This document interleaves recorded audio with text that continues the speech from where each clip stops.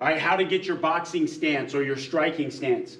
All right, this is also in your use of force exam. All right, you'll know it as open, ready, and defensive. I'll be speaking universally because some of you are left-handed. Will, are you right-handed or left-handed? Right-handed. Okay, so he's orthodox. If he was left-handed, he would be southpaw. So we're going to refer to everything, right, in a general manner so that southpaws understand as well as orthodoxes. Okay, so if you see his feet are together, he's going to spread them out shoulder width apart. Good, that's very good. And he's going to drop his dominant side back so that he's nice and skinny. He's going to make himself a smaller target. Very good, with his lead shoulder on the inside. Very good. He's going to take his left hand and he's going to put it up as high as his chin. He's going to take his right hand and put it up as like he's talking on the phone. Just like this, nice and easy. Good. That is your boxing stance. Very good. And then from the side. So what we're looking at from the side, you can see is that he's what's called neutral. His shoulders and hips are between his knees, right? If you wanted to generate power from the lead side, he would rotate towards the lead side. And if you wanted to generate power from his rear side, he'd come to his rear side. So your dominant side is your rear side, and your lead side is the front side, the non-dominant side. He is standing in an orthodox boxer's stance. His hands are up, his elbows are down, his chin is down, and he's ready to go to work. All right, so one more time, we'll go through it real quickly. You put your feet together. You drop your feet out, shoulder width apart. You take your dominant leg and you bring it to the backside. Right hand goes up like you're talking on the phone. Right, left hand goes up just as high, but a little bit out front. Knees are slightly bent. The weight is on the balls of your feet. Very good, very good. He's in a boxer stance. And he'll rotate to the mirror. And again, you'll see his shoulders and hips are between his knees. He is ready, right, to strike. If he's striking from the lead side, he's bringing his weight to the lead side. If he's striking from his rear side, boom, he's bringing his weight to his rear side for momentum and power. All right, the stance is important. Your stance is important because over time you're going to understand that your power comes from transferring your weight in the same direction as the punch that you're throwing. So if you're going to throw the 2, your weight's going to be on the rear side just like that, and it's going to end up on the front side. That's where your power comes from. All right, so that's your stance. All right, so the strikes that I'm going to show you is strikes 1 through 6. When you hear the word strikes, you know that it's singular and we're just throwing one strike at a time. We have to know the difference between strikes and combinations, right? Strikes are singular, right? We're going to work 1 through 6. Combinations are a series of strikes in a specific order. We'll go through that next week. All right, so Will's going to start working the 1 for us. The 1 is also known as the jab, right? But when you hear me say jab and it's isolated, it's because you're moving your feet. Right now, he's just working the 1. Right? So as he's working the 1, you see it's nice and straight. Very good. He's pushing it out. The 1 is not a power punch. Right? He's just working it nice and easy. The 1, back and forth. All right. Now we're going to go to the 2. Right? The 2 is your dominant hand. Right? We're driving off of that back foot and we're extending it nice and straight. It is a straight punch. The 2 is one of those punches that you want to have in mind. My power comes from transferring my weight in the same direction as the punch that I'm throwing. So my feet are lined up in my stance at the thing that I'm trying to hit, and I'm driving nice and straight. I'm in touch with that middle knuckle. He's working the 2. All right. A little more difficult is the 3. The 3 is a lead hook. It's coming from the lead side. When we throw the 3, we want the thumb up. The fist as high as the elbow, and the elbow as high as the shoulder. Reason for that is you're attaching it to your body. When you're throwing the 3, see how the left side of his body, his lead side, is coming with the 3? It is a power punch. Very good, very good, very good.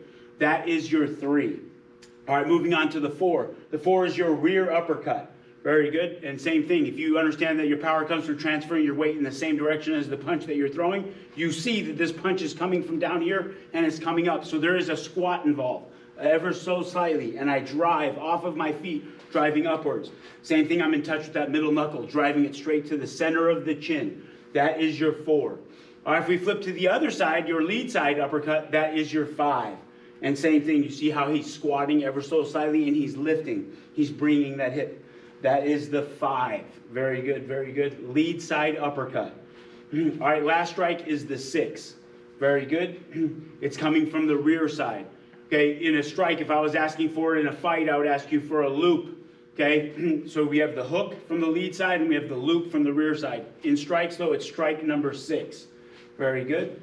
All right, so as we're practicing, to ingrain those in our head, we're going to go 1 through 6. So I'm going to go 1, 2, 3, 4, 5, 6. What'll help you out is to say it and throw it at the same time, right? So that as I speak, my hands learn to react. 1, 2, 3, 4, 5, 6. Very good, very good, very good. He's working 1 through 6. 3, 4, 5, 6. Very good. These are the strikes that we have to get down this week. 4, 5, 6. Very good. 6. Good. And break. All right, roll your shoulders out. All right, anytime we break, we try to relax. Usually when everybody starts striking in the beginning stages, there's a certain level of tension that comes with it, right? And if you don't unwind, right, then the tension just increases, and then so your stamina goes down, right? So every time you're done with a series or an exchange, relax, roll your shoulders, and breathe. All right, so he knows 1 through 6, and now you know 1 through 6. So now we're set to take off in training with it. So what I'd like for Will to do is what he was already doing, is to build a series of strikes in a specific order. These aren't combinations. He's just using his 1 through 6. So could you go 1, 1, 2, 1, 2, 3, 1, 2, 3, 4, 1, 2, 3, 4, 5, and then 1, 2, 3, 4, 5, 6, and back to 1. Could you work that for me? Nice and easy. 1. Good. 1, 2. Very good. 1, 2, 3. Good. 1, 2, 3, 4. 1, 2, 3, 4, 5.